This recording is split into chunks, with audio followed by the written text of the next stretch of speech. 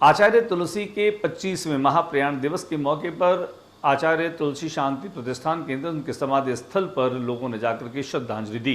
Corona advisory को follow करते हुए हालांकि अलग अलग समूहों में लोग आए और पांच सात लोग वहां पर पहुंचते रहे और तुलसी समाधि स्थल पर पहुंच करके न केवल उन्होंने जप किया, ध्यान किया, बल्कि जप और ध्यान के साथ में उन्होंने तुलसी के विराट व्यक्तित्व का भी श्रद्धा में स्मरण किया। गौरतलब है कि आचार्य तुलसी जो है उनका जन्म जहां 20 अक्टूबर 1914 में नागौर के लाडूनों में हुआ था और वहीं उनका महाप्रयाण बीकानेर की छोटी काशी में 23 जून 1997 को हुआ था और तब यहाँ पर लाखों की तादाद में आचार्य के अंतिम यात्रा में जो है यहाँ के श्रद्धालु शामिल हुए। आचार्य तुलसी ने नैतिकता का संदेश दिया और आचार्य तुलसी की समाधि स्थल को नैतिकता का शक्तिपीठ कहा गया और यह इतना रमणीक और शांतिपूर्ण स्थान है कि विदेशों से आने वाले पर्यटक भी यहाँ दर्शनों के लिए आते जाते हैं। कुल मिलाकर के आचार्य तुलसी के विराट व्यक्तित्व और कृतित्व और उनके द्वारा दिए गए संदेशों को जो अणुव्रत और उनके इस अणुव्रत आंदोलन के साथ में जोड़े गए, जिससे आम आदमी अगर आत्मसात करे तो निश्चित तौर पे वह अपने जीवन में आत्मिक सुकून की अनुभूति तो करता ही करता है, लेकिन वह एक श्रेष्ठ समाज और राष्ट्र निर्माण में अपनी महत्वपूर्ण भूमिका का भी निर्वहन करता है। हम आपको दिखाते हैं आचार्य तुलसी समाधि स्थल का वो विहंगम नजारा, जहां पर आचार्य तुलसी की यादें और उनकी अंतिम यात्रा को लेकर के उनके जो भी संस्मरण है वो वहां पर रचे बसे हैं, बल्कि आचार्य तुलसी के नाम को सामान्य जन तक पहुंचाने के लिए उनकी याद में अनेक प्रकल्प संचालित किए जा रहे हैं, जिनमें आचार्य तुलसी कैंसर रिसर्च सेंटर भी एक हैं। एक इसके साथ साथ भोजनशाला भी चल रही है, वहीं राजस्थानी भाषा और साहित्य के विकास के लिए भी जो है वह यह काम कर रही है। लेकिन अभी मैं आपको लिए चलता हूं मेरे कैमरामैन साथी हनी के साथ में, जहां आचार्य तुलसी समाधि स्थल है उसका एक आपको मुआयना कराते हैं और विजिट कराते हैं कि कितना रमणीक और कितना शांतिपूर्ण स्थान है, जहां पर आज उनकी 25वीं पुण्यतिथि के मौके पर लोग आए। हालांकि 2 कार्यक्रम उनकी जो है पुण्यतिथि के मौके पर रहे गए, जिनमें आचार्य तुलसी के विराट व्यक्तित्व इस पर एक शानदार डॉक्यूमेंट्री का जो है वो प्रदर्शन किया गया। वहीं भजनों की संध्या को लेकर के भी सिमरु तेरा नाम आचार्य और गुरुवर को लेकर के जो है वो वर्चुअल शाम को हुआ। आइए हम आपको लिए चलते हैं आचार्य तुलसी समाधि स्थल पर। नमस्कार, मैं ज्योति प्रकाश रंगा, साथी कैमरा पर्सन हनी के साथ में। फिलहाल हम खड़े हैं गंगा शहर स्थित आचार्य तुलसी शांति प्रतिष्ठान, जहाँ पर आचार्य तुलसी की समाधि है और यहाँ इस समाधि स्थल पर आने के साथ मन में एक सुकून और शांति की अनुभूति होती है। कहते हैं ज्ञान की गंगा पूर्व से पश्चिम की ओर बही है, ऐसे ही आचार्य तुलसी जिनका विराट व्यक्तित्व किसी से छिपा हुआ नहीं है। नागौर के लाडन कस्बे में 1914 20 अक्टूबर का वो दिन जब उनका अवतरण हुआ और उसके बाद उनका महाप्रयाण बीकानेर के स्मरण भूमि में 23 जून 1997 को हुआ। इस लंबी दीर्घावधि में खासतौर से आचार्य तुलसी ने अपने विवेक, अपने ज्ञान, अपने विचार और अपने दर्शन से समूचे विश्व को प्रभावित किया।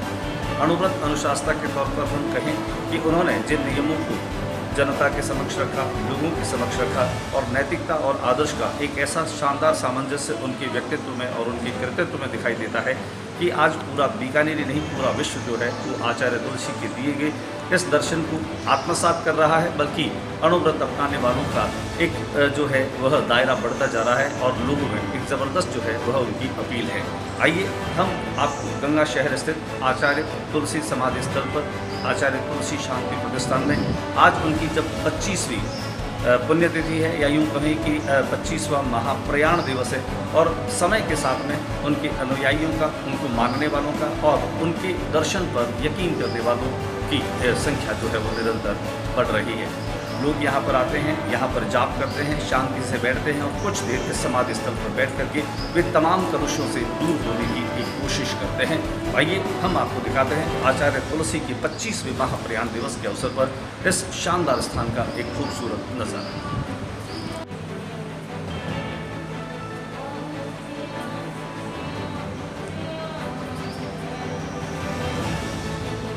आचार्य तुलसी के जीवन परिचय की अगर हम देखें तो आचार्य श्री तुलसी जिनका जन्म विक्रम संवत 1971 कार्तिक शुक्ला द्वितीय लाडनू में हुआ। इनके पिता का नाम झूमरमल जी खटेड़, माता का नाम वदना जी खटेड़। इन्होंने विक्रम संवत 1982 में पौष कृष्ण पंचमी लाडनू में ही जो है वो दीक्षा ली और ये युवाचार्य के पद पर विक्रम संवत 1993 भाद्रपद शुक्ला तृतीय गंगापुर में आसीन हुई। वहीं युवाचार्य से आचार्य का पद इन्हें विक्रम संवत 1993 में भाद्रपद शुक्ल नवमी गंगापुर में ही दिया गया। युग प्रधान पद जो है विक्रम संवत 2027 माघ शुक्ल सप्तमी बीरासर में हुआ। गणाधिपति उपाधि इन्हें माघ शुक्ला सप्तमी विक्रम संवत 2050 सुजानगढ़ पर जो है अभिहित की गई और निर्वाण है जो इनका विक्रम संवत 2054 यानी कि 23 जून 1997 आषाढ़ कृष्ण तृतीया गंगा शहर में बीकानेर मरुशहर इस भूमि में जब उन्होंने अंतिम सांस ली, उनका महाप्रयाण हुआ, तब लाखों की तादाद में लोग अपने गुरु को श्रद्धा देने के लिए उमड़ पड़े थे। और यह वही स्थान है जहां पर हम आपको दिखा रहे हैं RM न्यूज़ चैनल के जरिए आज उनकी 25वीं पुण्यतिथि और 25वें महाप्रयाण दिवस के अवसर पर उनका छोटा सा जीवन परिचय। अणुव्रत के 11 नियम जो आज लाखों करोड़ों की तादाद में लोग स्वीकार कर रहे हैं, अपने व्यवहार में अपना रहे हैं। मैं किसी निरपराध प्राणी का संकल्प पूर्वक वध नहीं करूंगा, आत्महत्या नहीं करूंगा, भ्रूण हत्या नहीं करूंगा, मैं किसी पर आक्रमण नहीं करूंगा, आक्रामक नीति का समर्थन भी नहीं करूंगा, विश्व शांति तथा निशस्त्रीकरण के लिए प्रयत्न करता रहूंगा। मैं हिंसात्मक उपद्रवों एवं तोड़फोड़ मूलक प्रवृत्तियों में भाग नहीं लूंगा। मैं मानवीय एकता में विश्वास रखूंगा। जाति, रंग आदि के आधार पर किसी को ऊंच नीच नहीं मानूंगा, अस्पृश्य नहीं मानूंगा। मैं धार्मिक सहिष्णुता का भाव रखूंगा। मैं व्यवसाय और व्यवहार में प्रामाणिक रहूंगा। अपने लाभ के लिए दूसरों को हानि नहीं पहुंचाऊंगा। छलनापूर्वक व्यवहार नहीं करूंगा। मैं ब्रह्मचर्य की साधना और संग्रह की सीमा निर्धारण करूंगा। मैं चुनाव के संबंध में अनैतिक आचरण नहीं करूंगा। मैं सामाजिक कुरीतियों को प्रश्रय नहीं दूंगा। मैं व्यसन मुक्त जीवन जीऊंगा। मादक तथा नशीले पदार्थों जैसे शराब, गांजा, चरस, हेरोइन, भांग, तंबाकू आदि का सेवन भी नहीं करूंगा। और अंतिम जो शानदार अणुव्रत की बात है और उसका जो सिद्धांत है, मैं पर्यावरण की समस्या के प्रति जागरूक रहूंगा। हरे भरे वृक्ष नहीं काटूंगा, पानी का अपव्यय नहीं करूंगा। और आज हम इस बात को समझ पा रहे हैं कि कोविड काल में जब पर्यावरण को लेकर के तमाम प्रयास किए जा रहे हैं, यह आचार्य तुलसी की चित्र दीर्घा है। आचार्य तुलसी के अनेक ऐसे चित्र हैं जिनके साथ उनके विराट व्यक्तित्व का हमें एहसास होता है। हमारे प्रथम राष्ट्रपति राजेंद्र प्रसाद से लेकर के और नरसिम्हा राव तक जो प्रधानमंत्री रहे हैं, उन समय तक लगातार आचार्य तुलसी ने बहुत जो है वो बड़े स्तर पर काम किए, लगातार अपने सुझाव दिए। यहाँ तक कि जो पंजाब की अकाली समस्या थी और जिस तरह से खालिस्तान समस्या को लेकर के हमारा देश जूझ रहा था, उस वक्त जो मध्यस्थता की थी वो भी आचार्य तुलसी ने ही की थी। और तुलसी के अष्टकम यानी तुलसी अष्टकम जो है, यहाँ पर आप देख सकते हैं इन दीवारों पर जिस तरह से प्रेरक संदेश लिखे हैं, प्रेरक उपदेश लिखे हैं, वह आने वाला हर कोई व्यक्ति इन्हें पढ़ता है और अपने भीतर इन शब्दों को नहीं बल्कि इस दर्शन को समझने की कोशिश करता है। कुल मिलाकर के हम कह सकते हैं कि गुरुदेव आचार्य तुलसी जो है, उनका आना इस हिंदुस्तान की सरजमी पर किसी ऐसे सितारे के उदय होने जैसा था जिन्होंने अपनी आभा से, अपने प्रकाश से और अपने ज्ञानालोक से इस धरती के उस तिमिर को, अज्ञान के अंधकार को दूर किया है। आप देख सकते हैं निज पर शासन फिर अनुशासन, ये गहरा भाव जो है वो रहा है। और आचार्य तुलसी समाधि स्थल पर आप देख सकते हैं यहाँ पर प्रेक्षा ध्यान कक्ष भी है। और यही प्रेक्षा ध्यान कक्ष जो है वो अपनी इच्छा यानी अपनी बुद्धि को एक विशेष तरीके से संबंधित करता है। प्रेक्षा ध्यान कक्ष में आकर के व्यक्ति 10 मिनट, 5 मिनट, घंटे, 2 घंटे बल्कि दिन भर जो है अपने भीतर अपने साथ रहने की कोशिश करता है, अपने भीतर की यात्रा की ओर जाता है। और यह प्रेक्षा ध्यान जो कक्ष है, यहाँ पर आकर के हर व्यक्ति एक बहुत सुकून की अनुभूति करता है। दिखाते हैं आपको प्रेक्षा ध्यान कक्ष में।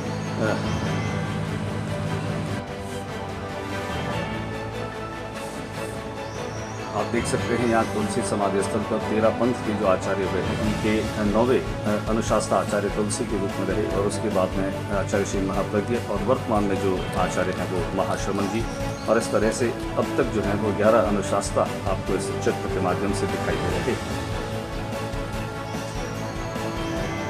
जैन धर्म के जो कुछ 5 मुख्य नियम हैं, आप अपनी स्क्रीन पर देख सकते हैं। जो 5 महाव्रत हैं उनमें अहिंसा का महाव्रत, सत्य का महाव्रत, अस्तेय, ब्रह्मचर्य, अपरिग्रह। और 5 समिति हैं, उनमें ईया समिति, भाषा समिति, ऐषणा समिति, आदान विक्षेप समिति और उत्सर्ग समिति। और 3 गुप्ति, मनोगुप्ति, वचन गुप्ति और काय गुप्ति। उठिए णो पम्माय ए जाग गए हो अब कभी प्रमाद मत करना। और ये जागना नींद से जागना नहीं है, बल्कि ये जागना है अपने भीतर की आत्मा के चक्षुओं को जगाना। मरुशहर बीकानेर जिसे देवभूमि कहा जाता है, आचार्य तुलसी ने अपनी आखिरी सांस यहीं पर ली थी। और ऐसा कहा जाता है कि 23 जून 1997 का वो दिन था जब आचार्य तुलसी का महाप्रयाण हुआ, और उसके बाद लाखों की तादाद में उनके अनुयायियों ने नम हाथों से उन्हें यहाँ पर विदा दी। और उसके बाद इस समाधि स्थल का धीरे धीरे निरंतर विकास होता गया, और एक अलौकिक जो है वो परिवर्तन, यूँ कहें एक रूपांतरण हमारे भीतर कहें, हमारी प्रेक्षा का कहें, हमारी बुद्धि का कहें, हमारे अहंकार का कहें, निरंतर वह तिरोहित होता है। एक सुकून और शांति जो आत्मा को मिलती है इस स्थल पर आने के बाद लोगों को मिलती है। लोग घंटों यहाँ पर आते हैं, जप करते हैं, साधना करते हैं, प्रेक्षा ध्यान करते हैं। कुल मिलाकर के ये स्थान वाकई में ऐसा है जहाँ आने के साथ इस महान विभूति की उस पॉजिटिव वाइब्स को लोग जो हैं वो फील करते हैं। आचार्य तुलसी के इस 25वें महाप्रयाण दिवस के मौके पर कोविड की पालना के साथ कोई बड़ा आयोजन तो नहीं है, लेकिन वर्चुअल यहाँ पर आयोजन है, और यहाँ पर लोग आते हैं क्रम से आकर के अपना केवल जप कर रहे हैं, प्रेक्षा कर रहे हैं, यहाँ पर साधना कर रहे हैं। और जो लोग आ रहे हैं वो कोविड के नियमों की पालना करते हुए निरंतर यहाँ पहुँच रहे हैं।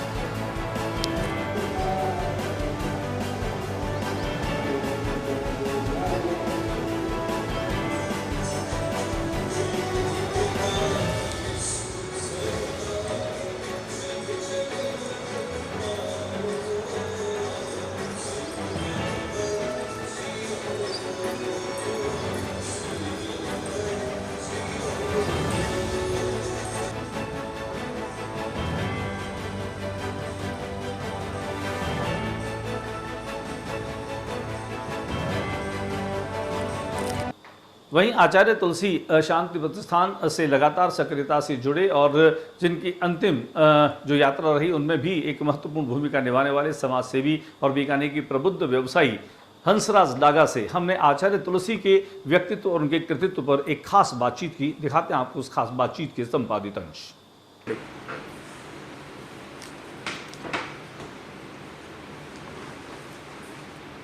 20वीं सदी के महान संत आचार्य तुलसी के 25वें महाप्रयाण दिवस के उपलक्ष्य में गंगा शहर स्थित आचार्य तुलसी समाधि स्थल और आचार्य तुलसी शांति प्रतिष्ठान पर कोविड के चलते औपचारिक तौर पर तो कोई कार्यक्रम बड़ा नहीं हुआ, लेकिन उनके लाखों अनुयायियों ने अपने आचार्य के प्रति श्रद्धा सुमन अर्पित किए।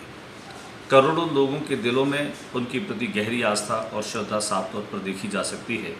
जब अणुव्रत आंदोलन की बात करें तो बच्चों से लेकर बुजुर्गों तक जीवन की एक नैतिक पद्धति जो होती है उसको बहुत सरल तरीके से उन्होंने रखा।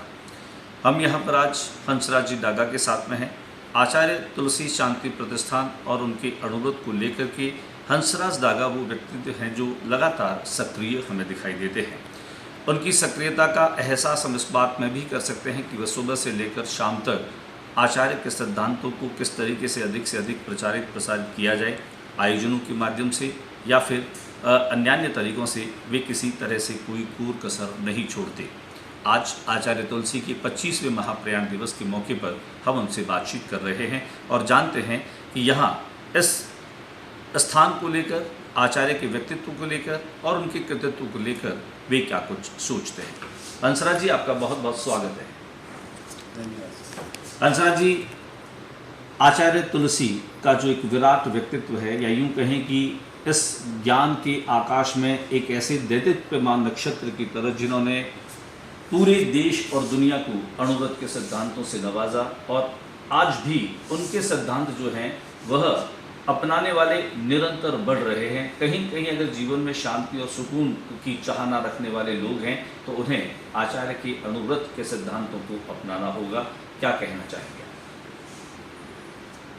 आचार्य तुलसी एक बहुआयामी व्यक्तित्व के धनी थे और उन्होंने हमेशा समाज की वर्तमान समस्याओं को समझा और न सिर्फ समस्याओं को समझा बल्कि उन समस्याओं के लिए उन्होंने निदान भी पूरी दुनिया को दिया।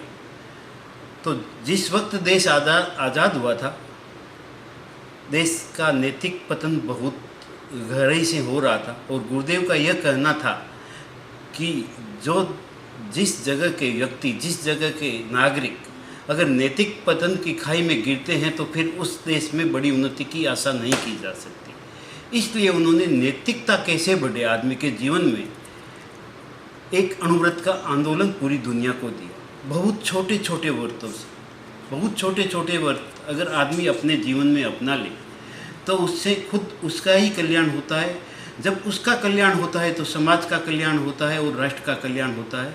गुरुदेव ने अपने ही इस गीत में, एक गीत में ये उल्लेखित किया बिल्कुल, है। आप बताएं वो गीत, वो कौन सा गीत है जिस गीत के जरिए उन्होंने ये सारे संदेश जो हैं वो जनता को बहुत सरल तरीके से पहुंचाए। सुधरे व्यक्ति समाज व्यक्ति से राष्ट्र स्वयं सुधरेगा, तुलसी अणुव्रत सिंहनाद सारे जग में पसरेगा। ये एक अणुव्रत आंदोलन एक ऐसा आंदोलन था जिससे गुरुदेव तुलसी को सिर्फ एक धर्म के आचार्य के रूप में नहीं, एक पूरी दुनिया समाज सुधारक के रूप में समझा। और भारतवर्ष के बड़े से बड़े लोग जो समाज के लिए चिंतन करते थे, बड़े से बड़े नेता जो नेतृत्व प्रदान करते थे, वह गुरुदेव के साथ जुड़े और सिर्फ अपने देश में ही नहीं, इसकी गूंज न्यूयॉर्क तक सुनाई दी। और जो गुरुदेव का कहना था कि आज दुनिया में जो अशांति फैली हुई है उसका इलाज अणुबम से नहीं अणुव्रत से ही हो सकता है। और ये दुनिया में वास्तव में उनकी एक बहुत बड़ी देन थी। हमें आज गुरुदेव की 25वीं महाप्रयाण दिवस पर सबसे यह निवेदन करूंगा कि वो एक बार गुरुदेव के अणुव्रत के सिद्धांतों को समझे, उन्हें अपने जीवन में अपनाएं। आपको खुद महसूस होगा कि आप एक कैसे शांतिमय जीवन की तरफ बढ़ रहे हैं। उनके अणुव्रत के सिद्धांत बहुत छोटे छोटे सिद्धांत थे, जैसे मैं संकल्प पूर्वक हिंसा नहीं करूंगा, मैं पर्यावरण का नुकसान नहीं करूंगा, मैं अपने जीवन में नैतिकता और प्रामाणिकता रखूंगा, मैं व्यसन मुक्त रहूंगा। जो आदमी सहज पालन कर सकता है और अपने परिवार में भी अगर ये संस्कार भरे तो उसका परिवार भी सुखमय रह सकता है। आचार्य तुलसी के अगर हम प्रकल्पों की बात करें इन 25 वर्षों में, चाहे वो बीकानेर में आचार्य तुलसी कैंसर रिसर्च सेंटर के नाम से हो, राजस्थानी भाषा शोध साहित्य संस्थान के नाम से हो, आचार्य तुलसी के नाम से भोजनशालाओं के संचालन की बात हो, दीन दुखियों की मदद की बात हो, और बड़ी बात ये कि उनके अणुव्रत सिद्धांतों को जन जन तक पहुंचाने की जो निरंतर प्रयास और आयोजन है, उस दिशा में महाविद्यालय विद्यालय स्तर पर निरंतर जो है वो इस ट्रस्ट के माध्यम से और प्रतिष्ठान के माध्यम से काम होते रहे। लेकिन कोविड के इस काल में पर्यावरण की सुरक्षा के लिए, उससे संवर्धन के लिए जो आचार्य तुलसी ने बात की, आज उसकी प्रासंगिकता को आम आदमी महसूस कर रहा है। गुरुदेव दूरदृष्टि वाले व्यक्ति थे और गुरुदेव के दी हुई प्रेरणा ही है कि आज समाज पूज्यवरों के आशीर्वाद से आगे बढ़ रहा है। गुरुदेव ने सिर्फ एक क्षेत्र में कार्य नहीं किया, उन्होंने नया मोड़ आंदोलन चलाया जिसमें उस वक्त की जो नारी की स्थिति थी, विधवा विवाह, बाल विवाह प्रथा, नारी का शोषण, उस पर बहुत उन्होंने मृत्युभोज, उन पर उन्होंने ज़बरदस्त आंदोलन चलाया और समाज को उससे मुक्ति दिलाई। आज भी हमारे समाज में मृत्युभोज से लगभग मुक्ति है। हमारे समाज में मृत्युभोज का चलन बहुत कम है। नारी आज पुरुषों के बराबर कंधे से कंधा मिला करके चल रही है। उन्होंने उनकी शिक्षा पे जोर दिया। गुरुदेव ने एक समरस समाज की कल्पना की कि पूरा समाज समरस कैसे हो, कोई आदमी तकलीफ में न रहे। और उन्हीं की प्रेरणा से एक जय तुलसी फाउंडेशन नामक संस्था काम कर रही है। उस संस्था में आज 700 परिवारों को हर महीने 3500 रुपये से लगा करके 4000 रुपये तक की हर महीने सहायता दी जाती है, आर्थिक सहायता दी जाती है। उसके अन्य भी कई प्रकल्प हैं जिन परिवारों को एकदम आकस्मिक चिकित्सा की जरूरत पड़ती है, उन लोगों को चिकित्सा के लिए आर्थिक सहायता सुलभ कराई जाती है। रोजगार के लिए पैसा दिया जाता है। यह है एक समाज तक, समाज के सभी लोग मिलकर के इसमें अर्थदान करते हैं, समाज के सभी लोग मिलकर अर्थदान करते हैं। और जहाँ जहाँ पर प्राकृतिक आपदाएं आई है, चाहे कच्छ का भूकंप हो या कर्नाटका की बाढ़ हो या नेपाल का भूकंप हो या सबसे बड़ा अभी जो कोरोना हुआ, उसमें कोविड जो चला, तो जय तुलसी फाउंडेशन द्वारा पीएम केयर फंड में 5 करोड़ का सहयोग किया गया। इसके अलावा व्यक्तिगत स्तर पर भी जो है वो जय तुलसी फाउंडेशन के अलावा लोगों को मदद की। बिल्कुल, बहुत मदद की। उस वक्त जब कोविड का पहला चरण चल रहा था तो हम लोगों ने 8,000 परिवारों को एक बार 5,000, एक बार 3,000 रुपये की आर्थिक सहायता प्रदान। हालांकि कोविड को लेकर के अभी भी कोई निश्चितता नहीं है हंसराज जी, अभी भी ये दौर मतलब अब हालांकि सेकेंड वेव तो कमज़ोर हो गई है और बीकानेर में तो करीब करीब खत्म होने की स्थिति में है और तीसरी लहर की फिर जो है वो एक आशंका व्यक्त कर रहे हैं। तो आपको लगता है कि फिर से कहीं कहीं आपको जुटना पड़ेगा, फिर से इस तरह की चीज़ों को लेकर के और प्रतिष्ठान की तरफ से लोगों तक पहुँचना पड़ेगा? हम प्रभु से यही कामना करते हैं कि हमें तीसरी लहर का सामना नहीं करना पड़े। सही है। और जो कुछ खो चुके हैं उसकी रिकवरी कर लें। जी। हालांकि रिकवरी बहुत मुश्किल है, हमने अपने आसपास से बहुत से लोगों को अपने से बिछड़ते हुए देखा है और जो इस महामारी में रूप देखा है कि अपना अपने से ही दूर हो गया, वो चाह कर भी कुछ सेवा न कर पाया। ये एक बहुत मन को गंभीर मतने वाला, दिल को लगने वाला विषय है, लेकिन हमने अपनी आंखों से देखा, हम मजबूर थे। तो भगवान न करे कि हमें ऐसी कोई स्थिति का सामना करना पड़े, लेकिन फिर भी कोई ऐसी स्थिति आती है तो समाज और समाज के भामाशा इसके लिए तैयार है। अभी भी हमारे समाज का एक दुगड़ परिवार है, कलकत्ता में निवास करता है। उन लोगों ने एक घोषणा की कि समाज का जो भी कोई व्यक्ति कोरोना की वजह से काल कलविंत हो गया, 5 साल तक वे उसके परिवार को हर माह 5-5 हज़ार रुपया देंगे पूरे भारतवर्ष में। ये वाकई में एक बहुत बड़ी बात रही है। हंसराज जी, यूँ तो कहने को बहुत सारी बातें हैं। आचार्य तुलसी का जो व्यक्तित्व है वह अपने आप में इतना विराट व्यक्तित्व है कि वो अनेक आदर्शों का उपस्थापन करता है।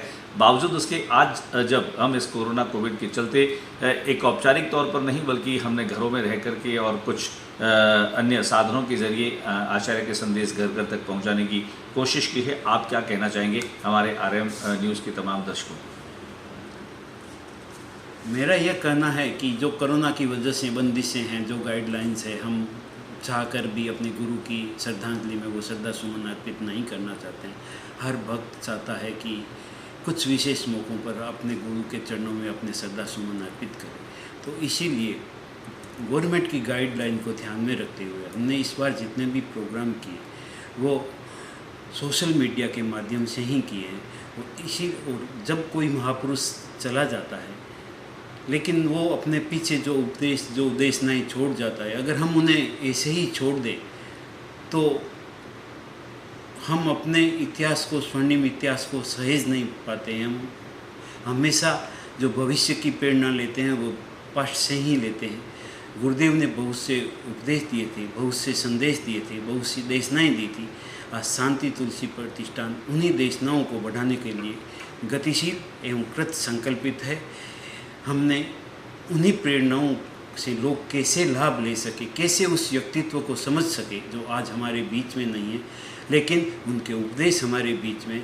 हमने एक डॉक्यूमेंट्री फिल्म रिलीज़ की जो पारस चैनल व अन्य कई सोशल मीडिया के माध्यम से दिखाई के जरिए भी लोग देखेंगे। बिल्कुल, आपके चैनल के जरिए से बीकानेर की लोकल जनता को इसका बहुत बहुत फ़ायदा मिलेगा। और हमारी उस फिल्म की बनाने की सार्थकता तभी है जब लोग उस पूरी फिल्म को देखें और उसकी अच्छाइयों को अपनाएं। फिर आपके चैनल का बहुत बहुत धन्यवाद जो आपने हम लोगों की बात को सुना, गुरुदेव की बात को सुना। निश्चित रूप से इसका पूरे बीकानेर समाज को फायदा मिलेगा। आपसे बातचीत के लिए बहुत बहुत शुक्रिया। और ख़ासतौर से आज आचार्य तुलसी के 25वें महाप्रयाण दिवस के मौके पर जब हम उन्हें याद कर रहे हैं, क्योंकि कोई भी व्यक्ति जो है वह स्थूल रूप से हमेशा नहीं रहता, लेकिन वह सूक्ष्म रूप में हमारे साथ में रहते हैं। उनके द्वारा बनाई गई प्रतिमान, उनके द्वारा बताए गए आदर्श और उनके द्वारा बताए गए मार्ग कि अगर हम उस पगडंडी को भी अपना लेंगे तो हम अपने अभीष्ट और अपने लक्ष्य को प्राप्त कर लेंगे। और इसीलिए कहा गया है कि आचार्य जो होते हैं वह समाज के पथ प्रदर्शक होते हैं। लोगों में उस नैतिक पतन को दूर करते हुए उनके नैतिक उत्थान की जिम्मेदारी वे लेते हैं। और जब एक व्यक्ति अपने भीतर रूपांतरण करता है तो जैसा उन्होंने कहा कि दुनिया अणुबम से नहीं बल्कि अणुव्रत से बदलेगी, यह एक वाक्य ही अपने आप में बहुत है। अणुव्रत के सिद्धांतों को अपना कर हम अपने जीवन में अपने भीतर और अपने बाहर, यानी कह सकते हैं हमारी कथनी और करनी, मनसा वाचा कर्मणा एक करके हम समाज और राष्ट्र को एक नई दिशा दे सकते हैं। आचार्य तुलसी के यही सिद्धांत जो अणुव्रत के रूप में उन्होंने आम जन के सामने रखे, उन्हें अधिक से अधिक अपनाकर सच्ची श्रद्धांजलि हम दे सकते हैं। मैं ज्योति प्रकाश रंगा, मेरे साथी कैमरा पर्सन हनी के साथ RM न्यूज़। आज के बुलेटिन में बस इतना ही। अगले बुलेटिन में नई गतिविधियों के साथ इस समय इसी चैनल पर फिर मुलाकात होगी। न्यूज रूम से ज्योति प्रकाश रंगा को इजाजत दीजिए। नमस्कार।